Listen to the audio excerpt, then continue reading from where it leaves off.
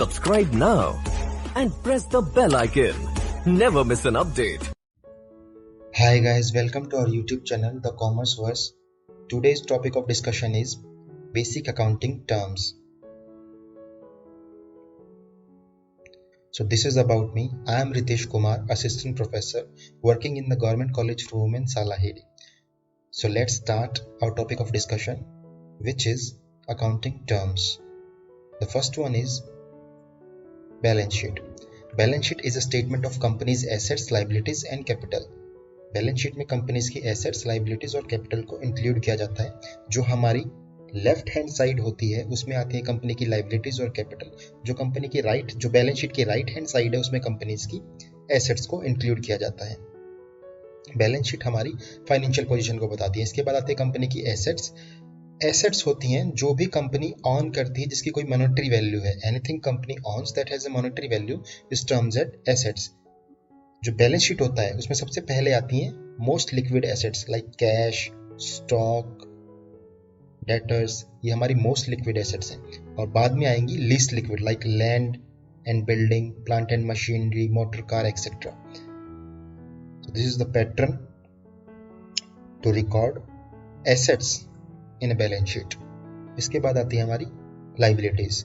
जो भी कंपनी को इन फ्यूचर पे करना है वो सभी लाइबिलिटीज टर्म की जाएंगी, उनको लाइबिलिटीज कहा जाएगा. All the debts that a company has yet to pay are referred as liabilities, जिसको पे करना है. इसके बाद आती है कंपनी की capital. The amount invested by the owners to start a business is known as capital. जो भी अमाउंट ऑनर इन्वेस्ट करते हैं किसी बिजनेस को स्टार्ट करने में उसको कैपिटल कहा जाता है. कैपिटल को डिनोट करते हैं हम जब हम एसेट्स में से अपनी लाइबिलिटीज को सब्ट्रैक्ट कर देंगे तो हमारी कैपिटल निकल आएगी. इसके बाद आती हैं करंट एसेट्स हमारी. Those which are converted into cash within accounting period is termed as current assets like stock, debtors, stock, short-term investment, bank balance, etc. जो भी कैश में विद इन ए ईयर कोई भी assets with in a year cash में convert हो जाए उसको हम करंट एसेट्स कहेंगे. फिक्स्ड एसेट्स इसका उल्टा. Those assets which are continued to be used by business for a long period of time. कि वो एसेट्स जिनको लंबे समय तक लगातार यूज किया जाएगा बिजनेस में और जिसका पर्पस सेल करना नहीं है वो सभी हमारी फिक्स्ड एसेट्स कंसिडर की जाएंगी like plant and machinery, land and building, motor car etcetera. इसके बाद आती है हमारी करंट लाइबिलिटीज. ये कंपनी के शॉर्ट टर्म ऑब्लिगेशंस होते हैं जिसको कंपनी को in future with in accounting period पे करना है. एक साल से कम टाइम में जिसकी पेमेंट की जानी है वो सभी आएंगे हमारी करंट लाइबिलिटीज. इसमें हम इंक्लूड करेंगे हमारे क्रेडिटर्स को, हमारे बिल्स पेएबल्स को और हमारी शॉर्ट टर्म डेट्स को. इसके बाद जो आता है वो आती है कंपनी की ड्रॉइंग्स. कि ड्रॉइंग्स क्या होती हैं? कैश और goods withdrawn by the owner for personal use is termed as drawing. It decreases the capital of business. कि अगर कोई ऑनर बिजनेस से कैश या गुड्स विड्रॉ करता है पर्सनल यूज के लिए, अपने घर के यूज के लिए, तो उसको ड्राइंग कहा जाएगा. और बैलेंस शीट में कैपिटल जहां हम दिखाते हैं, लायबिलिटी साइड में जहां कैपिटल दिखाते हैं वहां से उस ड्राइंग के अमाउंट को डिडक्ट कर देंगे. तो ड्राइंग से जो हमारी कैपिटल है वो कम होती है. इसके बाद आता है हमारी नेक्स्ट स्लाइड जिसमें आता है सबसे पहले टेंजिबल और intangible assets. Those which can be touch and having a physical existence is called tangible assets. वो सभी एसेट्स जिनको हम देख सकते हैं, टच कर सकते हैं और जिसकी कोई फिजिकल एग्जिस्टेंस है उनको हम टेंजिबल एसेट्स कहेंगे. लाइक फर्नीचर, फर्नीचर को हम देख सकते हैं, टच कर सकते हैं, फील कर सकते हैं. इसी तरह से हमारी मोटर कार होगी तो ये आएंगी हमारी टेंजिबल एसेट्स की कैटेगरी में. इसके बाद आ गई हमारी इनटेंजिबल एसेट्स जिसकी कोई फिजिकल एग्जिस्टेंस नहीं है और जिसको टच नहीं किया जा सकता. For example goodwill and patents. ना तो हम गुडविल को टच कर सकते हैं, ना ही कोई गुडविल की फिजिकल एग्जिस्टेंस है, तो वो इंटेंजिबल एसेट्स। इसके बाद आती है कंपनी की purchase, goods brought for the purpose of resale either in the form of raw material और फिनिश गुड्स। जो भी गुड्स परचेज की जाएंगे बिजनेस में रीसेल करने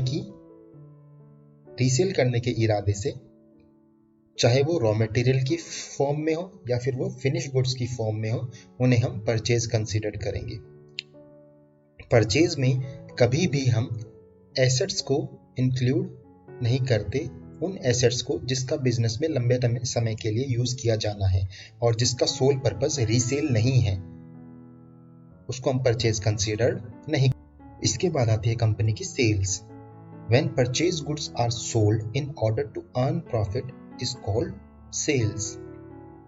जो परचेज गुड्स हैं उनको कन्वर्ट करने के बाद या उसी फॉर्म में जब हम प्रॉफिट के इरादे से बेचते हैं तो उसे हम सेल्स कहते हैं। इसके बाद आता है नेक्स्ट परचेज रिटर्न।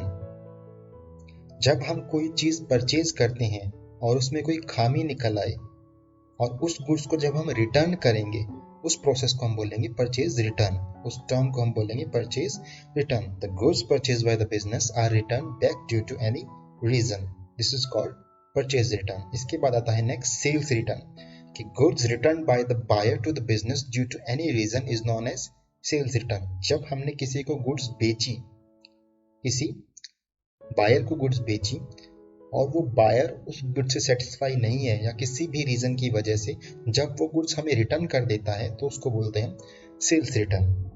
इसके बाद चलते हैं हम अपनी नेक्स्ट स्लाइड पे। नेक्स्ट पॉइंट है हमारा revenue.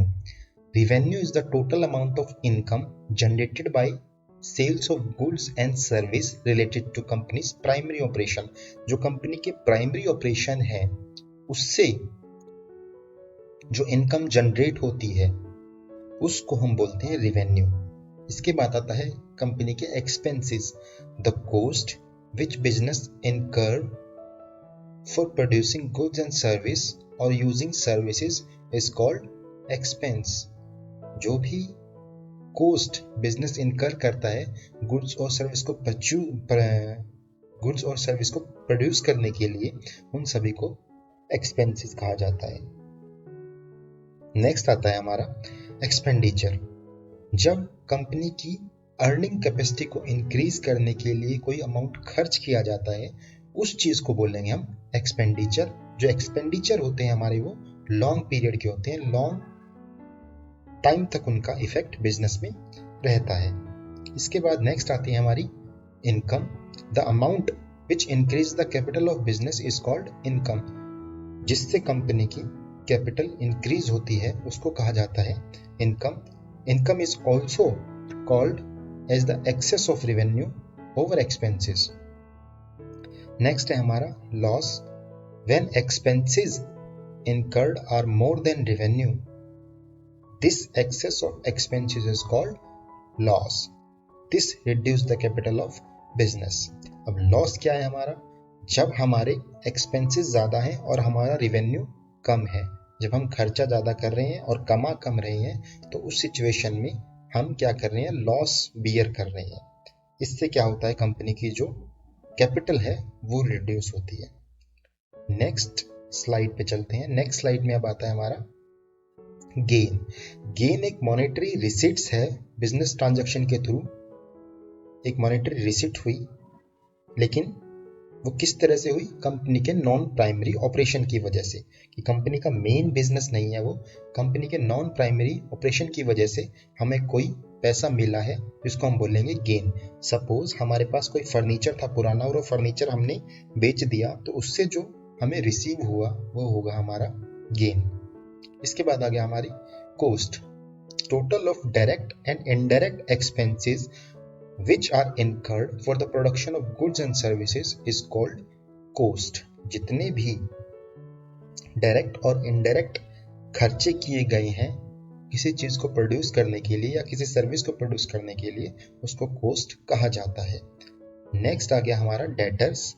Debtors the person, firm और organisation would take goods or services on credit from business or called debtors of the business. वो पर्सन या कोई फर्म या कोई ऑर्गेनाइजेशन जो बिजनेस से उधार में चीजें खरीदती है और जिसे बिजनेस को पैसा देना है, या तो हमने उनको उधार में सामान बेचा है या फिर हमने उनको पैसा दिया है उधार में, तो वो पैसा उन्हें हमें इन फ्यूचर चुकाना है, तो उन्हें हम अकाउंटिंग टर्म में बोलते हैं डेटर्स। इसके बाद इसी तरह से आते हैं हमारे क्रेडिटर्स। क्रेडिटर इसका उल्टा, कि हमने जिनसे उधार में सामान खरीदा है और हमें जिसका पैसा इन फ्यूचर लौटाना है। The person, firm, organisation from whom goods and services are purchased on credit by the business are called creditor of the business. Next आता है हमारा BR, the total amount which is to be received in business is called bills receivables. जो पैसा business को मिलना है उसको हम BR बोलेंगे, और जिसकी पेमेंट की जानी है उसको BP, बिल्स पेबल। और लास्ट टर्म आती है हमारी bad debts, the amount which could not be recovered from debtors due to his insolvency or disability to pay is called bad debts. वो पैसा जो इन फ्यूचर हमें रिकवर नहीं होगा, उसके कई कारण हो सकते हैं। इंसॉल्वेंसी हो सकता है, डिसेबिलिटी हो सकता है, ना पे करने की क्षमता, उस अमाउंट को हम बोलेंगे बैड डेट्स। बैड डेट्स से हमारे जो डेटर्स हैं वो घट जाते हैं। अगर वो पैसा इन फ्यूचर रिकवर हो जाता है तो उसको बोलेंगे हम बैड डेट्स रिकवर्ड। तो ये थी हमारी अकाउंटिंग टर्म्स। इस टॉपिक में सिर्फ इतना ही। जल्द ही मिलेंगे हमारे नेक्स्ट लेक्चर में। Thank you so much.